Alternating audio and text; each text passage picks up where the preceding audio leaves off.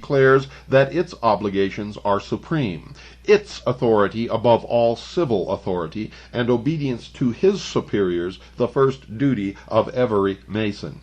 If eminent members know and tell the truth about their own order, if Grand Lodge reports can be believed, there can be no doubt on this point. Please read again carefully what these have said. Yes, dared to print, and you will see our objection to sending Bates to Congress, or electing him or any Mason to any office until he renounces his allegiances to the Lodge. Do you think that we demand too much? Every other foreigner, before he is allowed even to vote, must renounce his allegiance to the government under which he was born, and to which perhaps he has never sworn or acknowledged obedience. We require of him, and properly, the following obligation. Quote, I do declare an oath that it is bona fide my intention to become a citizen of the United States, and to renounce and abjure forever all allegiance and fidelity to all and every foreign prince, potentate, state, and sovereign, and particularly blank, fill in whatever country he came from, of whom I am a subject, unquote. Is it then right for free citizens of this country to vote into any office a person who has sworn and still lives under and acknowledges allegiance to another, a monarchical and a despotic government? Has not the Grand Lodge of one state, in consistency with the general teaching of Masonry, declared that all its members are foreigners to our government?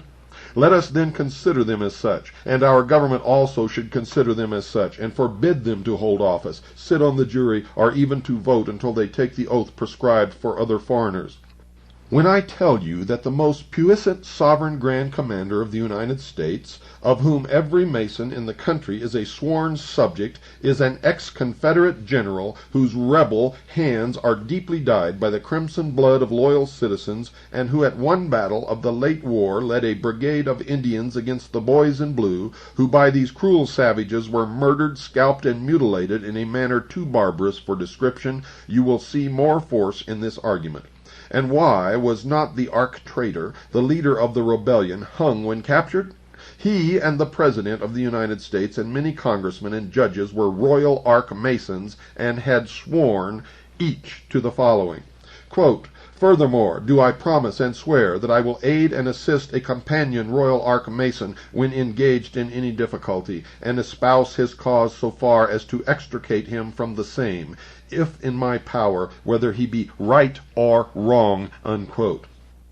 Is it not reasonable, then, to suppose that these men, who had sworn to fulfill their duties as civil officers, chose rather to obey Masonic obligations and extricate a rebel from his difficulty? This is the only explanation of this strange event which is worthy of any consideration. And it is made more certain when we remember that, according to Mackey's jurisprudence, treason and rebellion also, because they are altogether political offenses, cannot be inquired into by the Lodge. These facts concerning the oaths and teachings of the Lodge will explain many other strange things in the history of our country. They will often explain why some improper person is nominated and elected to some office, or the illegal contestant is given the seat, or a criminal is acquitted or pardoned and perhaps promoted. Why was our present representative, who you say has not brains enough to be a pettifogging lawyer, and who is notoriously dishonest, sent to Congress? Why was he nominated by our party?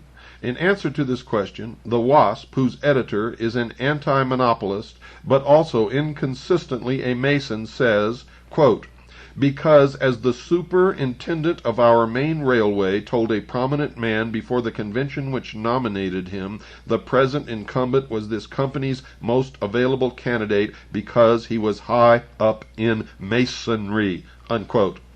Thus he admits that the Lodge is used for the purpose of securing improper nominations and electing to office unworthy men, and certainly implies that it is used to control them while in office. So you see our objection to any Mason going to Congress, and our only objection to the nomination of Mr. Bates. The one condition on which we will give him our united and hearty support is that he goes before the clerk of the United States Court and takes the oath required of all foreigners, inserting the word Freemasonry in the blank. I have given you freely and honestly a lengthy statement of this case, but if there is anything further you desire to know, I would be glad to answer your inquiries. I should be glad to receive a visit from you at any time. Yours, Warren Groves, in our Dover, Princeton. Ladies and gentlemen, I hope you understand the import of what I have just read to you, and I hope that you understand that many of the leaders in the Patriot community are Freemasons. They are sworn to the order, to their one world government of which they only are citizens. And they have no allegiance to any other government, organization, oath, creed, or religion. By their own writings, their own word. Everything that I have quoted that was written in this letter was written or published prior to 1882. The farther back you go in history, the more truth you can read in their words, for they have learned that some of us are smarter than they think. And now they conveniently delete some of this from their modern writing, but even in their modern writing you can find enough to incriminate and hang them all. The Confederate general discussed in this letter by Dr. Groves is none other than Albert Pike. And to show you that they are everywhere controlling everything and that you are being brainwashed, when is the last time that you really listened to Star Trek? When is the last time you really listened to the message of Star Trek? When is the last time you understood that the people portrayed in Star Trek owned no private property? And everything in that series is Marxism, pure socialism, pure and simple. And what is the message of Star Trek? Go rent the movies in the series and watch them one by one, starting with the Star Trek movie and ending with the last one that was made. And you will very quickly come to your senses, especially when you realize that Captain James T. Kirk, when he came upon the scene, relieved one Captain Albert Pike. The initials of Captain James T. Kirk, backwards, are KTJ, Knights of the Temple of Jerusalem. Lieutenant Colonel James Bogrites is a 32nd degree Freemason of the Scottish Rite. Get your heads out of your collective asses. Good night, and God bless you all.